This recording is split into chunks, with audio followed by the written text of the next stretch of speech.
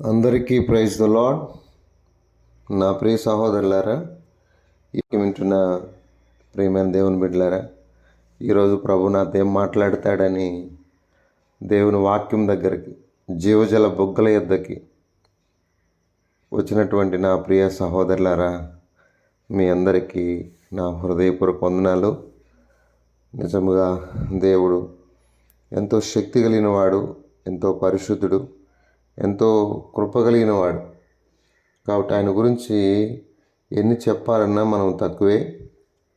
ఈ భూమి మీద మన కొరకు ఎంతగా ప్రయాసపడ్డాడో, ఎంతగా నలిగిపోయాడో, ఎంతగా కరిగిపోయాడో మనకు బాగా తెలుసు. కనుక ఈ సమయంలో నేటి హెబ్రోన్ క్యాలెండర్ వాక్యం ఇది మీకు అనుదినం అన్నాగా, అంటే ఏదో ఆచారపూర్వకంగా మాట్లాడట్లేదు. ఈ వాక్యంలో ఉన్న అర్థాన్ని మీకు ప్రతిరోజు మేము చెప్తూ ఉన్నాం. చాలామందితో దేవుడు చెప్పే మాతోనూ వినే మీతోనూ దేవుడు మాట్లాడతాడు, ఆదరిస్తాడు, ఓదారుస్తాడు, పరామర్శిస్తాడు, పోషిస్తాడు, సంరక్షిస్తాడు, కన్నీళ్లు తుడుస్తాడు. ఇలా చెప్పుకుంటూ పోతే దేవుడు చేసే కార్యాలు అద్భుతం, అమోఘం, ఆశ్చర్యం, ఆనందం. నా ప్రియ సహోదరులారా, రండి సమూయేలు 2వ గ్రంథం 9వ అధ్యాయం. సమూయేలు 2వ గ్రంథం 9వ అధ్యాయం. దేవుడిస్తున్న అభయం. ఏ దిక్కు దిశ లేని ఒక వ్యక్తితో నిజంగా తన దాసురైన దావీదు ద్వారా దేవుడు చూపుతున్న కృప అని చెప్పాలి. 9వ అధ్యాయము 7వ వచనం. నీవు సదాకాలము నా బల్ల ఎదుటనే భోజనము చేదువు. నీవు సదాకాలము నా బల్ల ఎదుటనే భోజనము చేదువు. నా ప్రియ సహోదరులారా, ఇది ఎంత గొప్ప వాగ్దానం అనుకుంటున్నారు? ఎంత గొప్ప, నిజంగా ఒక మాటలో చెప్పాలంటే ఇది ఎంతో గొప్ప వాగ్దానం. అది ఎవరు చేయలేరు. ఎందుకంటే మెఫీబోషెతు యొక్క అంటే ఒక విధంగా చెప్పాలంటే తాతగారు సౌలు గారు చేసిన కీడును తలంచుకుంటే మరి దావీదు గారు ఆ మాట చెప్పడానికి మనసు ఉండదు. ఎందుకంటే అయినప్పటికీ కూడా ఆయన చేసిన కీడు, ఆయన చేసిన ఇబ్బందిని అది పక్కన పెట్టి తన స్నేహితుడైనటువంటి అంటే మెఫీబోషెతు నాన్నగారైన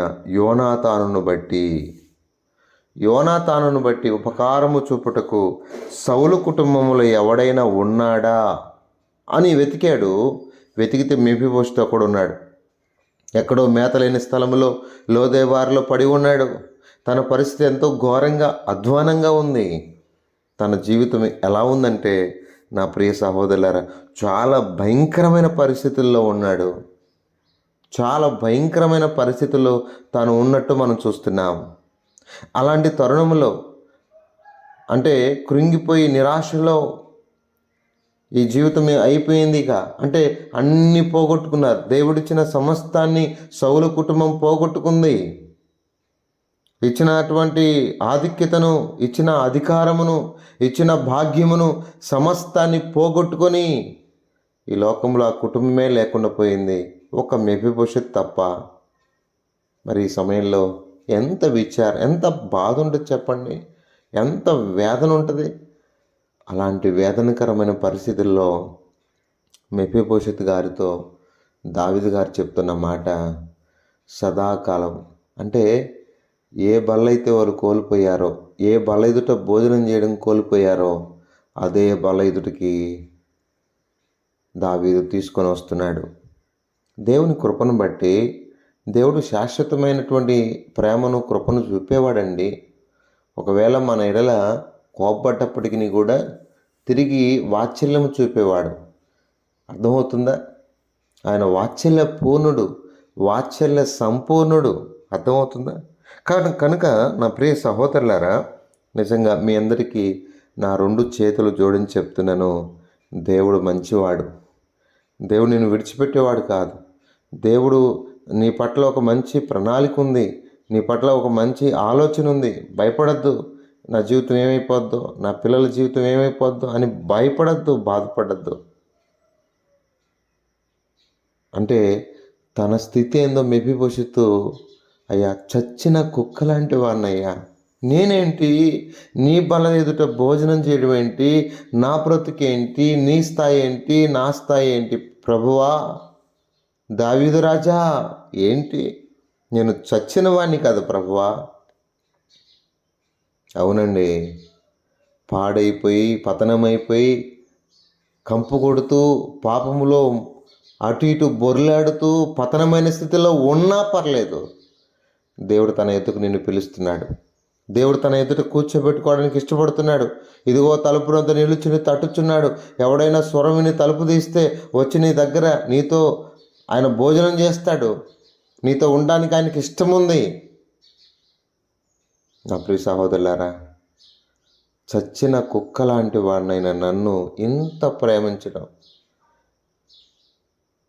రూతమ్మ కూడా అంటది, ఏమి తెలిసి పరదేశినైన నా యందు కనికరం చూపుతున్నావు, ఏమి తెలుసయ్యా, నేను ఒక మోయాబిరాలు కదయ్యా, బోయేజో నేను ఒక మోయాబిరాలు కదయ్యా, ఏంటి ఎంత అపారమైన ప్రేమ నా మీద.